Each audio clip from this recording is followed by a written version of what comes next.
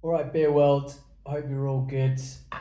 Got nothing planned today in terms of a review video or anything. I just thought I'd sit and have a beer with you guys and just sort of spitball, reel off some of my thoughts. I just watched the Craft Beer Channel podcast, their Friday podcast, and it kind of hit on some things that I had previously talked about in another video where I was talking about, beer is more than just a pint. It's kind of, our culture, it's who we are.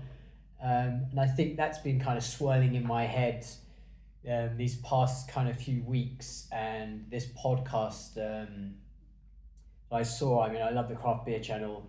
Shout out to those guys.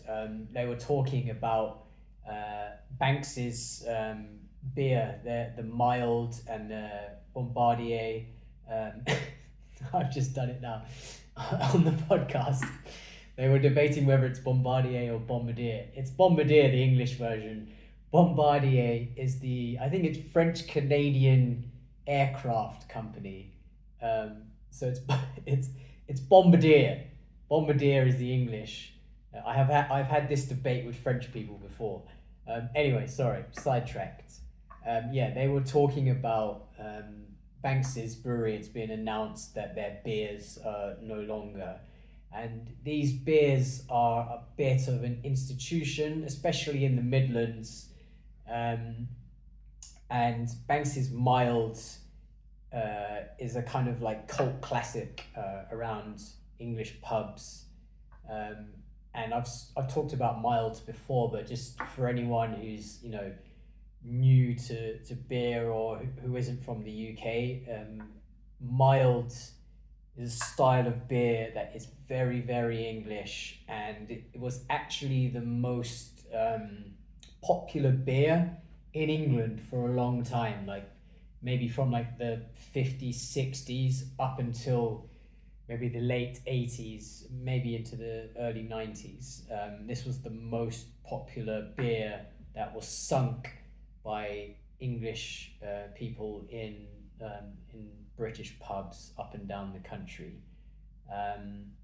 So it's got a long history, but it's fallen off along with most other cask beer.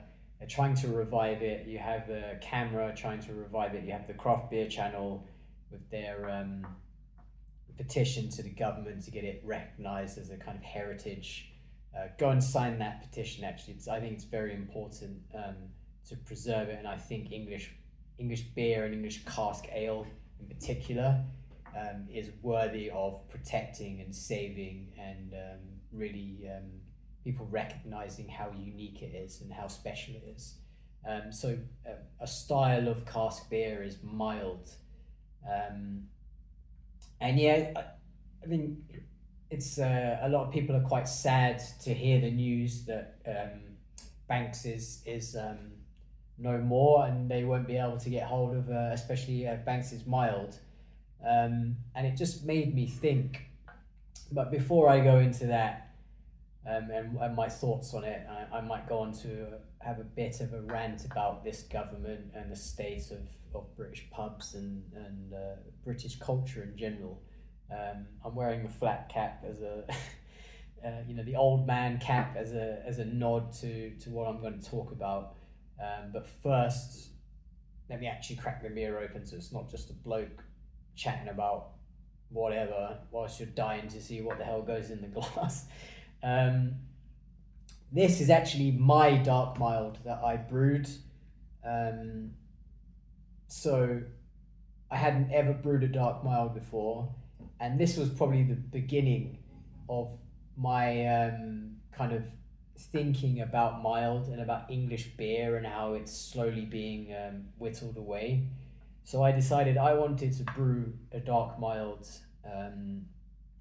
and I wanted to be kind of classic and true to style, but I wanted to try and bring it to a modern palate a little bit. So I wanted a little bit of both. And I was trying to think about, how the modern taste has changed, but how we can still have these kind of classic English beers. And I think one example a classic English style that got ramped up to the modern taste palette was Jaipur. I mean, that's an English IPA recipe with American hops, and it has been fantastic, and it kicked off a revolution. So I'm not saying that that's what I've done here, but a little bit, just a little sprinkle. So essentially, this is a classic dark mild malt bill. I've gone for toasty, caramelly, a little bit of roast, but not too much. It's more on the shy end of that. I wanted it to be super sessionable in that sense, so not too complex on the malt. I wanted it to be kind of like thinking about it as eating that toast, that kind of a little bit kind of almost burnt toast, just the right amount. And then with it, I paired it with Bramling Cross, which is an English hop that has kind of quite a lot of blackberry aroma and flavor to it. And I thought, that's quite a nice pairing of kind of like a dark fruit, a little bit like jam, like a blackberry jam on toast. That was what my head was at. And then to kind of modernize it a little bit, I threw in some Motueka as a dry hop. I don't think that, milds are not supposed to be dry hop. They're supposed to be quite minimal on the hopping, and it's supposed to be like supplementing, and they're quite malt forward, etc. So I pushed the limit a little bit with this beer, but I think it turned out really nice, and it was actually a big hit with the lads. So they smashed this. I only had maybe a couple of liters left in the keg when I needed to shift it, and that's why it's in a bottle now, because I had a beer to keg. But yeah, it went down in record time. So I think I might be onto something here in terms of modernizing dark mild a little bit. That Motueka added just a hint of lime to it, so that it gave it almost a slight tang to the blackberry, and it married in with that kind of toast vibe that I've got going on in it. So let me crack it open and stop bloody whittering on. It's low carb, it's low ABV, it's about 3.4% if I remember correctly. No hiss on that, because I wanted it to be kind of cask-like.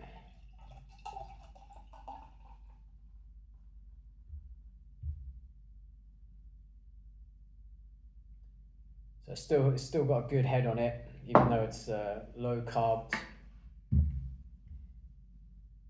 Quite a dark color, similar to the color of the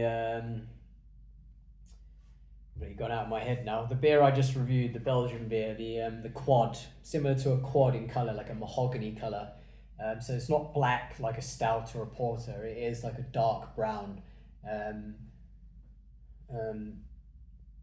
Little kind of ruby hint to it if you hold it up, but yeah, more a deep brown. Yeah, it's still held up really well in the bottle. I'm quite pleased. I mean, I normally drink from the keg, and I don't like bottling because when you're not a professional brewery and you don't have that kind of pro equipment, bottling, you're worrying about oxidation and all that kind of stuff. So I don't tend to bottle that much. It's only when someone asks me to take some, or if I'm submitted to a competition. So, but in this case, I needed to free up the keg. Yeah, I mean it's still there, still quite similar to how it was coming out of the keg. It's kind of toasty, just that hint of roast, but nothing kind of astringent or really dark about it. And then you get this kind of dark fruit, like hints of blackberry, just general kind of hedgerow dark fruits coming out of it. And then there is, at the back, there is that little bit of like coffee roast to it. So we'll see how it's tasting still.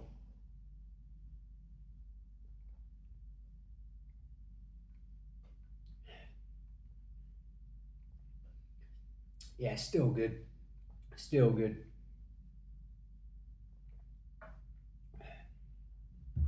I'd say that it is, you can taste that it's been in the bottle. It's been in the bottle for about 3 weeks now, um, but still good. It's got that kind of nice roastiness to it, that kind of coffee I was talking about at the edge that comes through a bit more um, on the palate. Uh, the malt is quite smooth. It marries together quite well with that Bramling cross in terms of the kind of dark fruits, the blackcurrant, blackberry.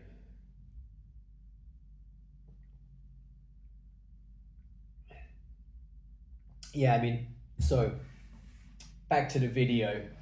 I mean, let me say with this beer, this style is meant to be low ABV, sessionable, and not too extreme on the palate. So it's something that you can just keep drinking and drinking, and it almost becomes a background thing to the pub. So it's supposed to be comforting in that sense, in that you could sit there with your mates in the pub and you can sit there for a few hours and have a bunch of these, and after a while it is kind of like the oil to the situation, that you're not even thinking about it anymore, and each sip is good, but it's not like you're actively thinking about it. That's what a mild is for. It's supposed to facilitate the pub, and that's why people loved it, because they could have a bunch of it. It wasn't too heavy, wasn't too strong. Their taste buds didn't get attacked every time they drank it, kind of thing. It was just a nice beer, like I've said before, like a bread and butter beer. Um, and I think this is what makes me think about what's going on in the UK, and it makes me like fairly sad. But growing up in the UK, I grew up in a village in the home counties, and that village used to have, when I was growing up in the early 90s, there was 3 pubs, but even before I was born, there used to be even more than that. I think you can see some of the houses, they still have like the remnants of pub sign, and you can just tell that those buildings were pubs. And I'm telling you, there was probably like 10, 12 pubs in the village, just one village, which is crazy, but that is what English life was like, and that's what's been lost. And people outside of the UK, they kind of joke, you English, you love to drink and blah blah blah, and yeah, we do have that kind of binge culture, but that's not what we all know. Like that is, yeah, that happens, but also that we have this culture of pubs and beers, but it's more about community, and this is what I was talking about in my other video. And so when I heard about Banks's finishing, it's like it's another thing that we're losing. And I mean, I come from a middle class village, but we still have that culture. But I mean, I think Banks's mild is like a working class institution around Wolverhampton, if I'm correct, around the Midlands, and I think it also kind of made its way up towards like the northern counties, and it's just synonymous with pubs and community and engagement, socializing, and I think that's part of the issue that's going on in the UK now, is that we're losing that, because since 2020 there's been 150 what something breweries that have packed it in. There's been so many pubs that have closed down. I mean, if you're watching Clarkson's Farm, this most recent season, he's talking about, he's going to so many pubs trying to find a pub for him to open up his the farmer's dog that he eventually opened, and he's completely in shock as to how many pubs there are for sale, run down, empty, closed down, and that is just the story across the country. And that's not just that we're losing places to have a drink. It is we're losing places that are traditionally British, traditionally English, and something like Banks's or a dark mild also just being lost is another kind of part of that. And I think this government and the previous government, and I don't think this is left or right or Labour or Tory or whatever, they have just been neglecting something which is really detrimental to the British culture. Like, it's being lost, and that is high taxes and lots of kind of fees and crazy hoops to jump through and all sorts, that is just resulting in pubs shutting down and establishments just struggling, breweries struggling, closing down, whilst supermarkets are booming, and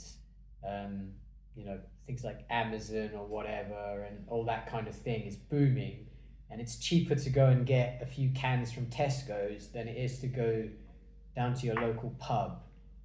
And that not only means that like those businesses are closing, but it also means that like people are socializing less, communities are interacting less. And I think that's a real shame, because I think that divides us more. And I think for me personally, this is kind of like a personal thing for me, because me being mixed race, growing up in England in a very, very white English area, sometimes people assume things about me, stereotypes about me. But because I grew up where I did, I was just like everyone else culturally, and I still am. But some people, if they just see you or they know of you or whatever, they will assume things about you. But I meet them in the pub over a beer, or somehow end up having a conversation after 4 beers. I'm at the bar, and they talk to me, and that gap gets bridged. The divide is gone, and they're like, oh, blah blah blah, great, nice to know you now, blah blah blah. And that kind of thing is what's being lost. The chance for people to talk to each other and figure out what they have in common, what they disagree with, and how to resolve things or understand each other. And I think that's a big thing that is not being thought of by these governments. Is where is England, where is Britain going? How are we bringing these communities together? And beyond that, I think one of the issues that is big now is this idea of like Islamophobia, or Muslim communities being seen as problematic in terms of grooming gangs and blah blah blah. And the other side of that is you've had grooming and child abuse cases across England for decades in children's homes, in the BBC, Operation U-Tree, blah blah blah. And so Muslim communities feel like targeted, because it's like, yeah, we have a problem, but like it's not all of us, and you're tarring all of us with one brush, and blah blah blah. And I think that also stems from the fact that, like, in particular because of the religion, they don't interact as much as, say, like the Indian community does, or the Caribbean community has.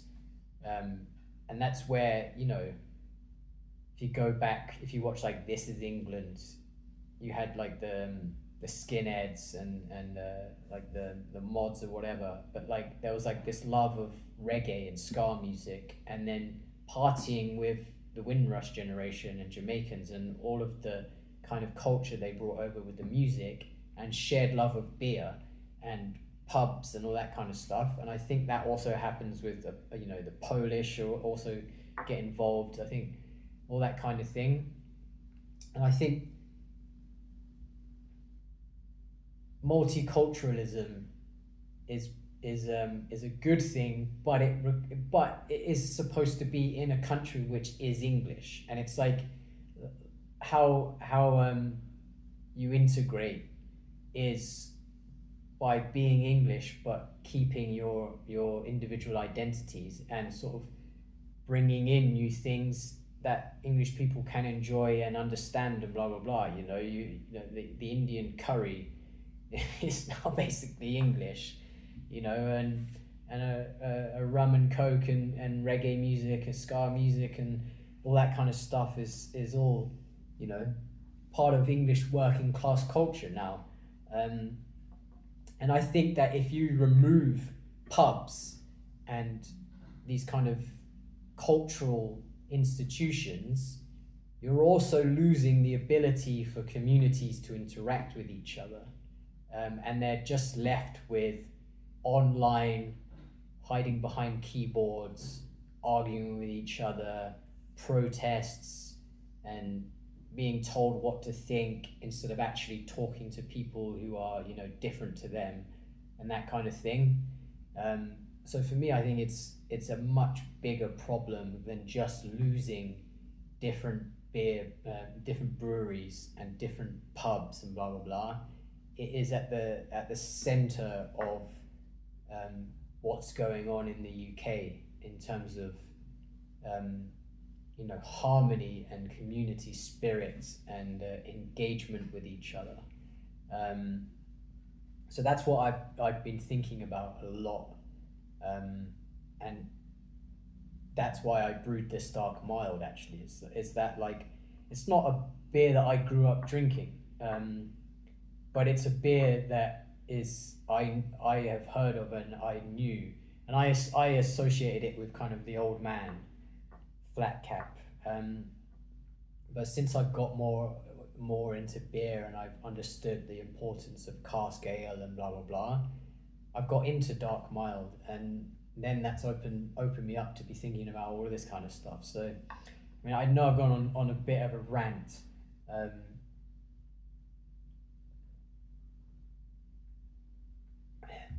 Well, I'm interested to know what people think about this, and if they see that connection between losing our beers, our pubs,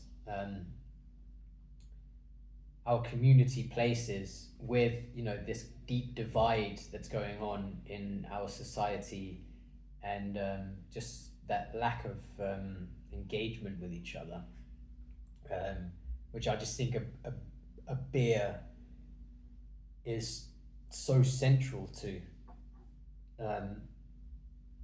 This is what I mean, I travel and live around the world, and this is what I talk about. When people make the jokes about the British people, they're kind of crazy, or they get wasted, or that kind of stereotypes. And I say, like, yes, that's true, but also British people are some of the best people you could have if you want to have a good time, if you want to enjoy and also try new things and welcome people. And that's what I know about England, is just it's about banter, it's about a good time, it's about enjoying each other and being welcoming, and it's not about that those viewpoints that people may have of the country.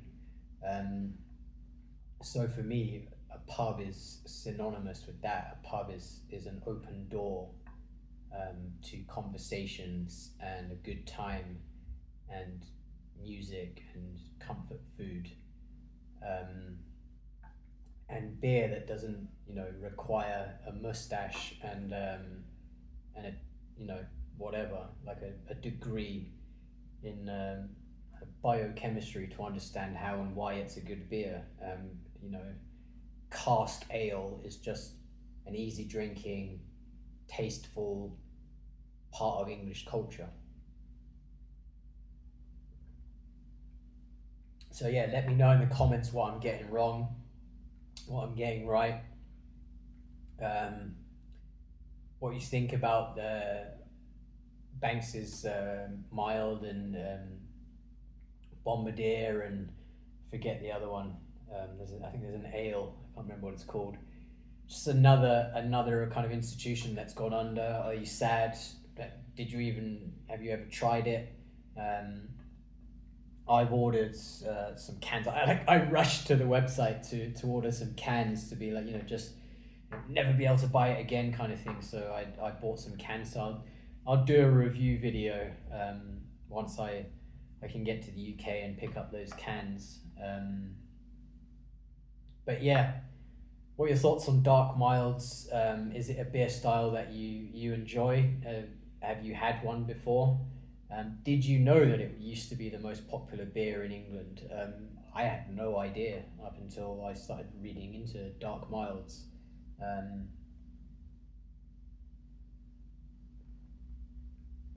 As this has warmed up, it has really merged together really quite well. I mean, that's English ales. You want to be drinking it a little bit warmer, about 13-14 degrees, and those flavors really mash together.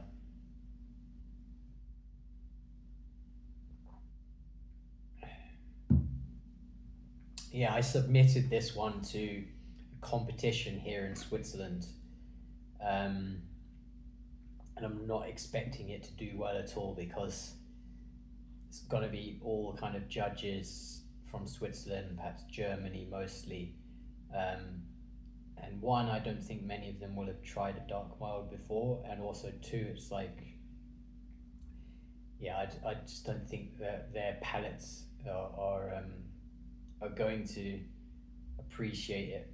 I think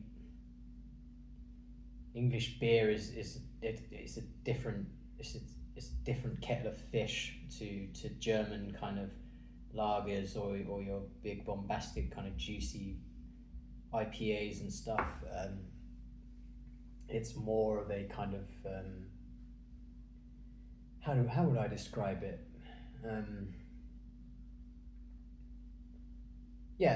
Like how I was in the beginning about dark mild. They are supposed to be comforting, fruity or malty, but in a kind of almost understated way. And then even like English IPA, there is a lot of bitterness there, but it is kind of like earthy, and like the fruit is very much hedgerowy, nothing wild, nothing out of a jungle. So yeah, that kind of thing going on. Yeah.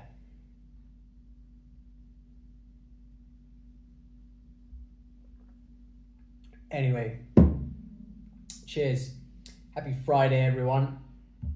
I've got a big weekend coming up. I've got a mate visiting from the UK. I've got to show him around Geneva. Also comment if anyone's been to Switzerland. What do you think of the beer culture here? I think I've been here for almost 9 years. When I first got here, there wasn't much in terms of craft breweries, and it seems that there's a lot more now. Bit hit or miss in terms of beers that I've tried. There was one that I particularly liked. I probably should do a review of it, and that is White Frontier. They have a beer called Amor Fati. I think it's a session IPA. I think that's very good. Yeah, I'll show them around. There's a few brew pubs actually in Geneva. There's one called Les Brasiers. That they make their own beer, and it's more of a restaurant. And then there's another one, and I think it's not a chain, like Les Brasiers. Brasiers? It's not Hooters. Les Brasiers. I never learned French. I've been in 9 years, never learned French, so apologies. And then there's another one which isn't a chain, which is close to the lake, and yeah, that fascinates me as a place, because they have a wonderful brew house, and it sits just behind the bar, and then they have 3 bright tanks behind the bar, and they just have those three beers on tap at all times. The house beers. I think there is a lager, there is an amber, and there is I think it's either a blanche. Yeah, I think it's a blanche, um, which is like a French, I guess, like a French or Belgian. I mean, the French call it blanche, don't they? And I think it's a wheat beer, a wit. But yeah, like they're good beers, and nothing outstanding, but like good beers. But I just like going there because the brew house is so impressive. It's like, I don't know where it's. I think it looks like a German brew house, and it's I think it looks about 500 liters. Double brew house, steps up, big panel. So it looks like it's a bit automated, and then just, yeah, like the idea of just serving those bit, not from kegs, but just constant bright tanks, which I guess they have there. You can't see, but I think behind those bright tanks is probably fermenters, and they just top up those bright tanks. And I don't think they ever sell that beer anywhere else but that brew pub, and they just maybe just top up the bright tank, mix the beer together, so the beer is always fresh there, because even if it's old, it's mixed in with the new stuff coming in. So yeah, just an interesting place. Not sure, it looks like it's been around for quite a while, so maybe I should do a video and go there and show you guys, because if you're interested in that kind of side of things and seeing brew houses and stuff, which I am, I'm a bit of a nerd about it. I have a dream of one day opening a brew pub or a brewery. Looking for fellow people, I think it's a bit daunting doing it completely on your own, but yeah. No, I like going there just to see how they operate and see their setup and stuff, and it's fascinating. But I've ranted enough here and talked enough, but hope you enjoyed. Put some comments in, let me know what beers you want me to try, what you're interested in terms of home brewing, anything you're looking to understand, or any questions you have. If you want to know more about this brew tools, or how I set up my kegerator or anything like that, just put it in the comments, and I can make videos for you guys. And yeah, man, cheers.